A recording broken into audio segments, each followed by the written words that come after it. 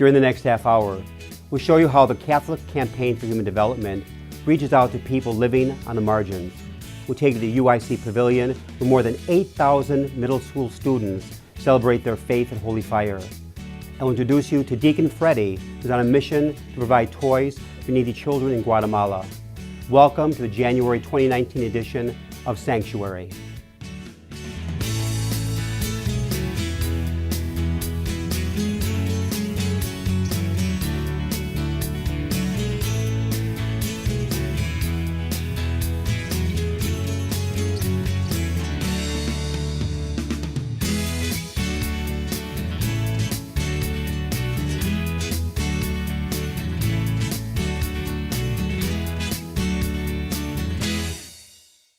Hello, I'm Father Greg Sakowicz, Rector of Holy Name Cathedral in Chicago.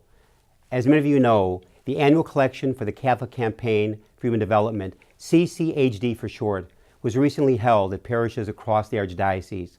Our radio and TV office produced a video to give people a better understanding of how community organizations benefit from CCHD grants. People being shot and gunned down in our community has become the norm, and so now more than ever we need to change those narratives, that when a person is shot, when violence takes place in our communities, we won't just walk around as if nothing happened.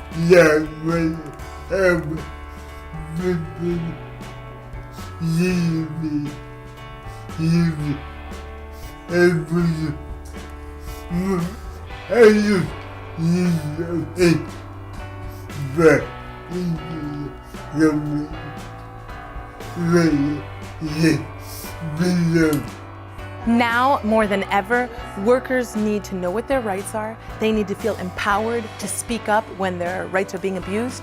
And they need support and advocacy from the outside world to fight for their rights at the legislative level and the local level. Now more than ever, it is important that we as a society recognize how poverty and injustice strip away human dignity. The Catholic Campaign for Human Development works with nonprofits, both faith-based and secular, to provide the vital support needed to promote systemic change in our communities. Here is a snapshot of how Chicago area organizations and the people they support benefit from the Catholic Campaign for Human Development.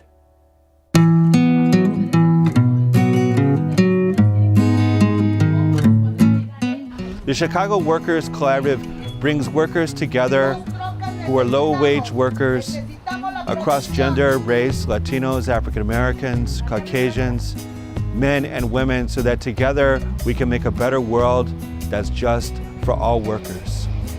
I've been working with Chicago Workers Collaborative for the last year to use a technique called Theater of the Oppressed to support local day laborers to fight for their rights. We're seeing an anti-immigrant parade of energy that's happening politically and then personally.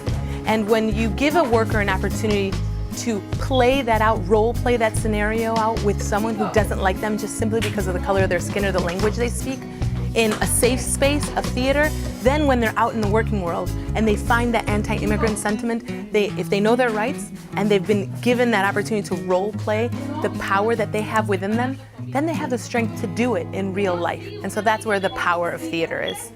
Management of funds. Yet another center was needed.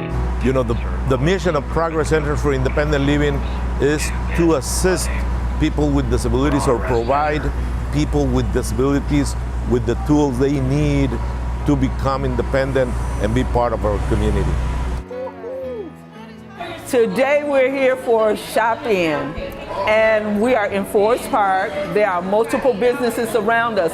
We're here to prove that people with disabilities have money and they have power, and the opportunity to build collaboratives between businesses usher them to a place of greater accessibility beyond just the ADA. Our doors are wide enough, but it's about people meeting people and getting the word out.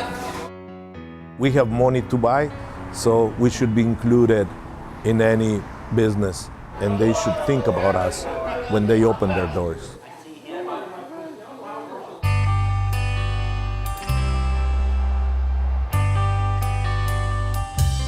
Our organization is focused on public safety and anti-violence work in our community. And so we do that on the ground level with our service providers, as well as our outreach workers, reentry work, and we also do this in arms of collaboration with our partners down in Springfield. So what's going on today is we have our youth development leadership team that's coming on board, our young leaders in the community with our restorative justice hub. They're being trained in restorative justice, but also in youth development. So we think that in order to get this change that we need to take place in our community, we have to invest in our youth leadership. We have to get them on board into this process. It can't just be us telling them what they need. We need them to come to the table and get involved with this process that we're doing with helping our community. I was one of those people coming home from state penitentiary. And when I come home, my family turned their back on me. And my friends let me down. I'm just trying to keep it real. And when I messed around and I stepped into target area, they received me with open arms. They didn't look at me for who I was, but who I may become. And they loved on me. They loved me when I didn't even love myself. And I'm able to stand here before you today, even 15 years later, because we serve a God of a second chance. Now I get to give second chances through places like target area development, where love don't cost you nothing. Please join me as we work together in the name of our Lord Jesus Christ to fight poverty and ensure that everyone, especially those who live on the margins of society, participates in decisions that affect their lives, families, and communities. Now more than ever, we need the Catholic Campaign for Human Development. God bless you all. Now more than ever, we can use the support that the Catholic Campaign for Human Development is giving us. Now, more than ever, we need the Catholic Campaign for Human Development to support workers across the country. Now, more than ever, we need the Catholic Campaign for Human Development.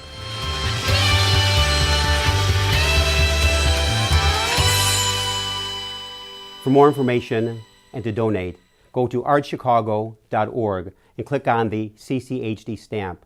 More than 2,000 ordained and lay church leaders attended the Renew My Church Summit this past October. You probably have seen in the news some of the restructuring that has taken place in the Archdiocese.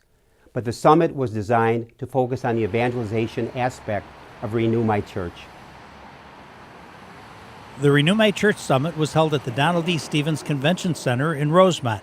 The Archdiocese partnered with Divine Renovation Ministries to help coach and guide parishes through the evangelization phase of Renew My Church.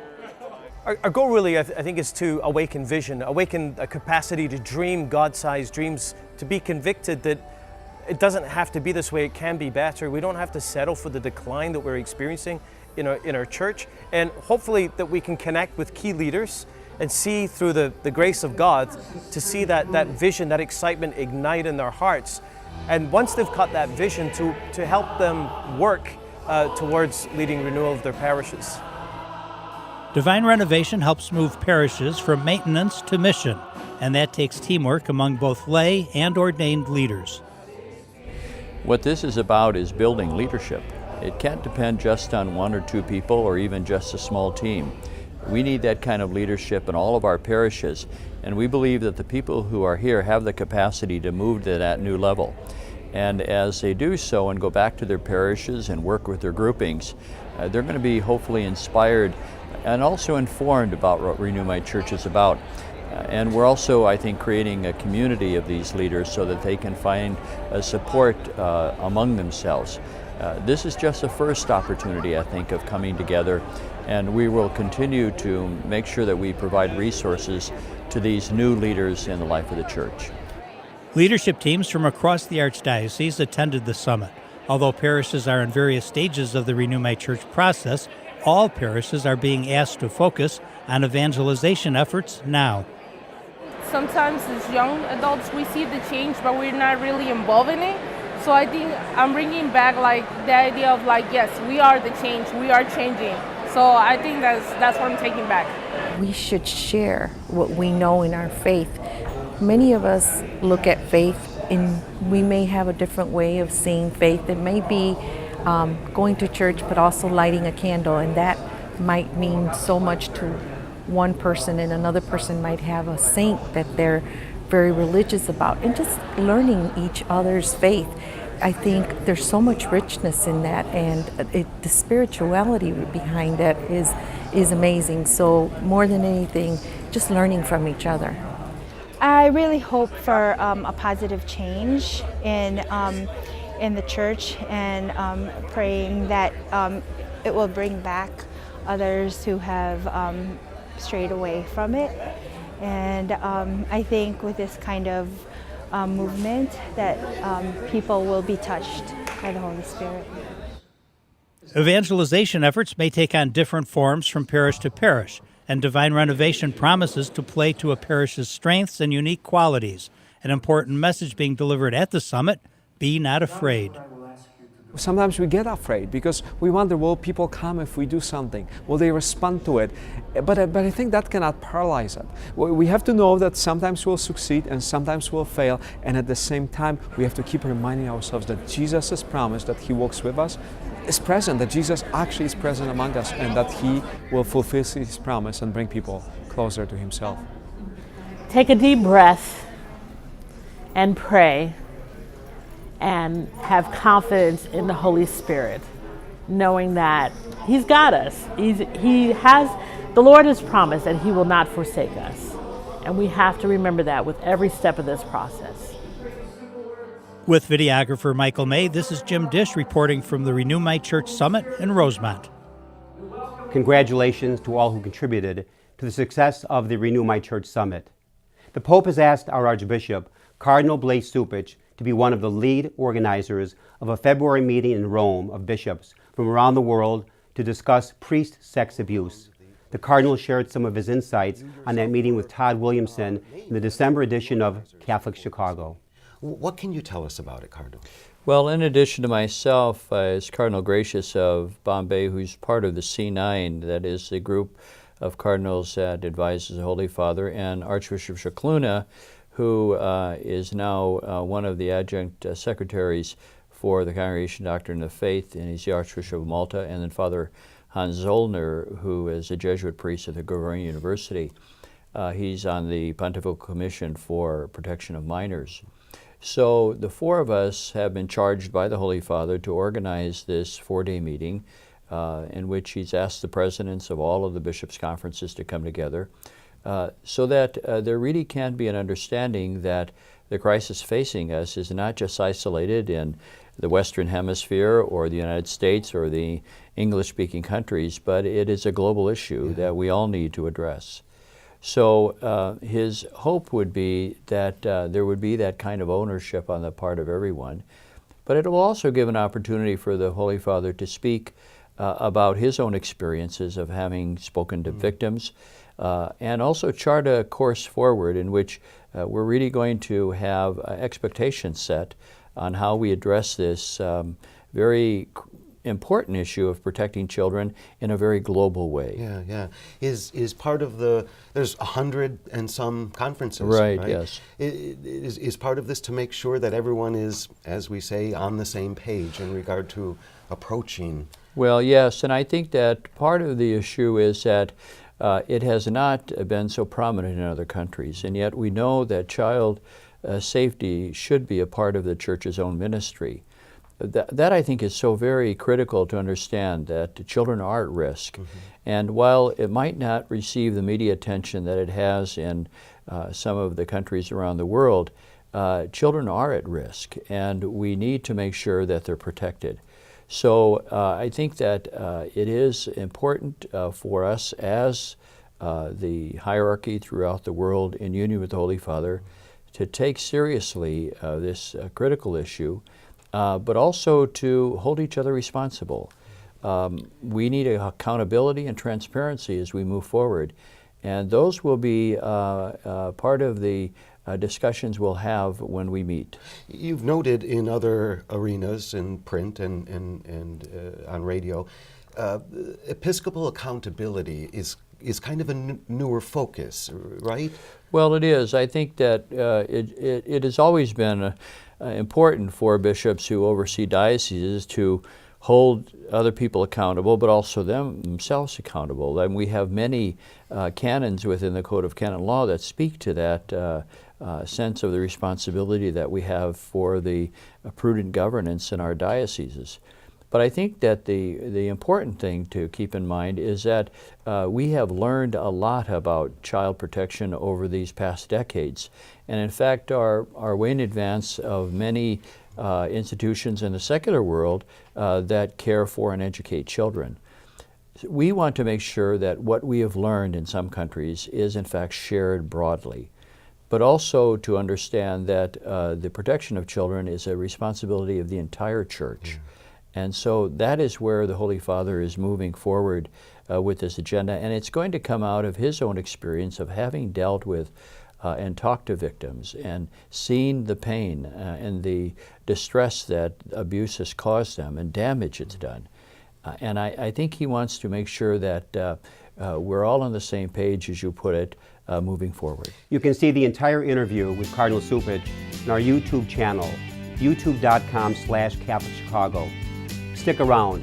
In a moment, we'll take you to the UIC Pavilion for a very energetic and inspirational celebration of faith. On this most joyous night of the celebration of Christ's birth, we are reminded that his birth is not just an historical event. Rather, it's our constant call as God's people to bring Christ's life anew into our world. At Catholic Extension, we help to incarnate the Christ in this moment of history, in his church, the people of God, and in the poorest places of the United States. Whenever and wherever there are human beings that others may see as disposable or forgotten, it has always been the role of the Church to see the face of Christ in them and to restore their dignity and humanity. Please visit us at catholicextension.org/Christmas to donate and help us continue the work we are doing in the borderlands of the United States. With your donation, you can help us bring hope and dignity to the poorest of the poor. May God bless you and all whom you love. Have a blessed Christmas.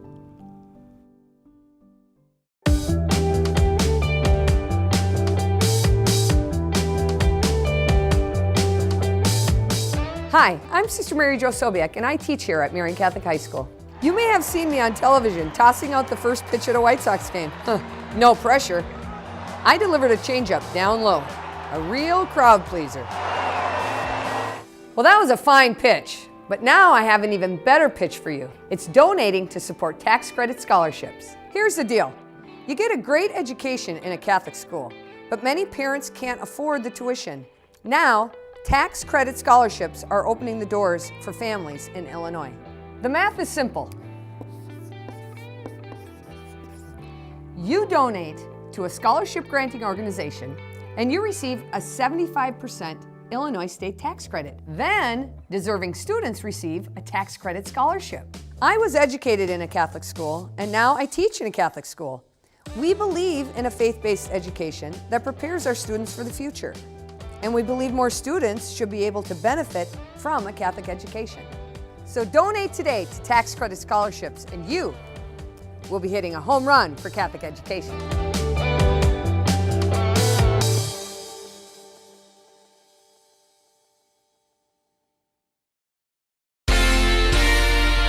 Chicago Catholic, in print or online, is your go-to source for news about the Catholic Church.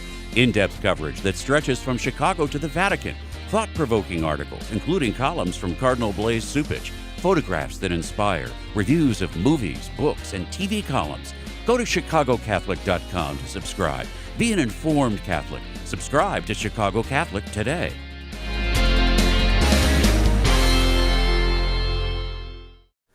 Welcome back to Sanctuary. On the last Friday and Saturday in October, more than 8,000 middle school students jammed the UIC Pavilion for a celebration of faith called Holy Fire.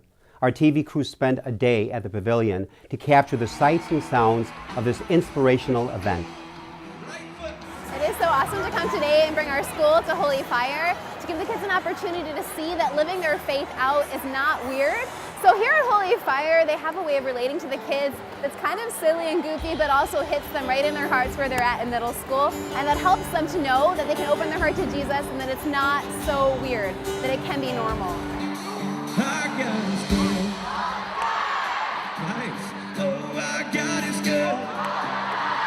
Events like Holy Fire is really a way to reconnect young people with their faith so that what they experience at Mass has power and meaning in their life every day, because now it's becoming part of their lived experience. And often I think we make the mistake of thinking that young people are the future of the church. They're the church right now.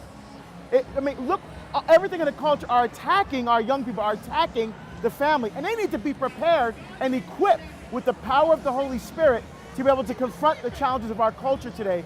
And that's exactly what events like Holy Fire is doing.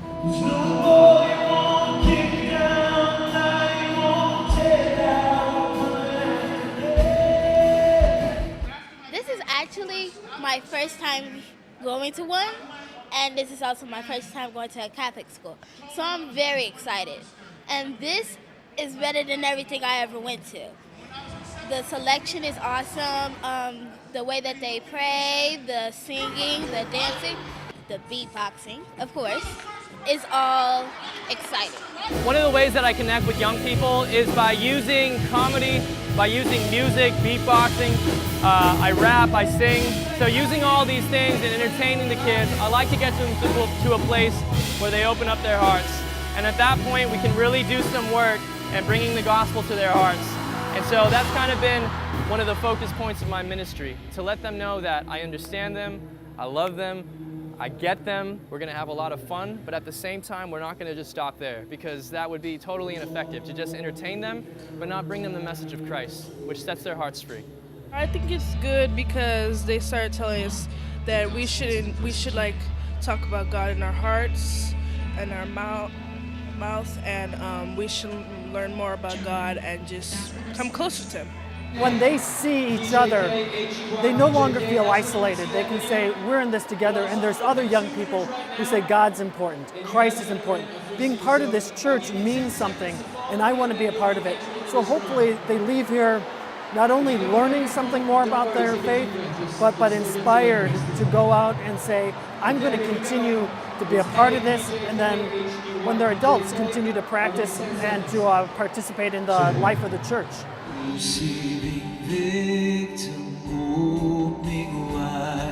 I like it a lot. It's really fun. It's a bit more fun than I expected. But yeah, I thought it would be something fun to enjoy, and I decided I'd come with my church group. They're trying to get across to you that God is always with you. The message that I think is the most important when it comes to our young people is that you are not alone. God has a plan for your life, and you are loved. Those three components are the things that ultimately changed my life when I was a young person, that when I encountered Christ and I got those answers that you are loved by Jesus, there is a plan for your life. He's got it. He's got this under control, and that I'm not alone, despite all the chaos and home and family, friends, and things like that He sees me, He's with me. Holy Fire is a great experience. I really get to learn about God and His presence, and you really get to know the meaning of why He put you here and why He loves you so much, and they truly express that in all their songs and everything. Holy Fire is just one of the countless events that contribute to the vibrancy of our Archdiocese. Chicago Catholic photographer Karen Calloway and Hispanic Communications Director Al Castillo take us on a trip around the Archdiocese. Our trip around the Archdiocese today is a reflection in pictures of the Advent and Christmas seasons. The God Squad, a group of volunteers, shows up at Daly Plaza once again on the Saturday morning after Thanksgiving to erect the nativity scene. The figures stand about 4 feet tall and are bolted to the base of the stable. More than 200 members of Club Los Vaqueros Unidos, the United Cowboys Club, make their way to place roses at the Shrine of Our Lady of Guadalupe in Des Plaines. The annual horseback pilgrimage leads up to the actual feast of Our Lady of Guadalupe that draws 200,000 worshipers to the shrine. The Archdiocese of Chicago holds its 13th annual Posada for Immigration Reform outside the United States Citizenship and Immigration Services Center. The 1-mile pilgrimage uses the journey of Mary and Joseph to Bethlehem to symbolize the plight of immigrants. The Mission of Our Lady of the Angels hosts its annual Christmas party for West Humboldt Park residents. More than 1,200 guests receive holiday lunches and Christmas gifts. St. Sabina Church partners with Jewel Osco to pass out hams to community residents. The annual event ensures families have food on their tables for Christmas. Brownie, Daisy, and Junior Girl Scout troops from St. Teresa's School in Palatine visit residents at the Little Sisters of the Poor St. Joseph's Home for the Elderly. It is a timely dose of the Christmas spirit that spanned the generations. I'm Al Castillo with a holiday trip around the Archdiocese. Thanks to Al and Karen for that report. Let's wrap up our program with a story that captures the spirit of the Christmas season. Deacon Freddy Palacios of St. Charles Borromeo Parish in Melrose Park has been sending toys to children in Guatemala for 10 years. This year, Deacon Freddy collected more than 2,000 toys that he and his wife are delivering to needy children in his native country. We thought you'd like to meet him. When we started, we were taking a couple boxes, a couple of toys. Then we started putting boxes together. Now we are shipping, I believe we already have about 2,000 toys. I wish I can have tons of them. And that is something very special. We believe in our heart that we all deserve the same thing. We all children of God. There is no difference. We all deserve to have something, and it breaks our heart that some people, because the parents don't have enough money, they buy a toy for them and sacrifice one meal or something a day or something. They just can't afford to buy any toys. So that's the reason why we started all that. Deep in my heart, I know there is a lot of people out there with good heart. They want to share a little bit of love to somebody in need. When I come back from there, I always go to the church and say, I bring back a lot of hugs for you. I don't deserve it. You deserve it because you are the ones that give us the present to us. I said that this is an adventure of love, an adventure of hope, an adventure of sharing with others and let them know that somebody somewhere cares for them, that loves them, even though they don't know them.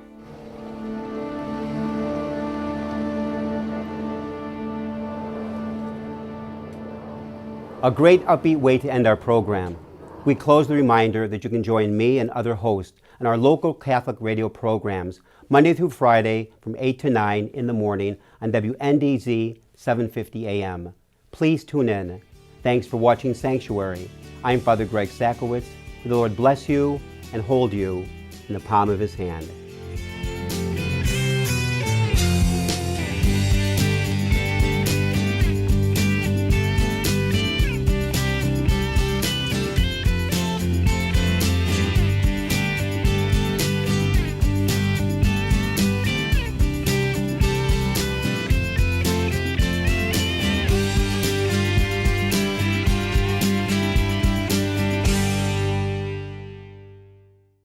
Please click on the Archdiocese of Chicago Shield to subscribe to our YouTube channel, where you'll find hundreds of Catholic videos. And for more great Catholic content, connect with us on social media.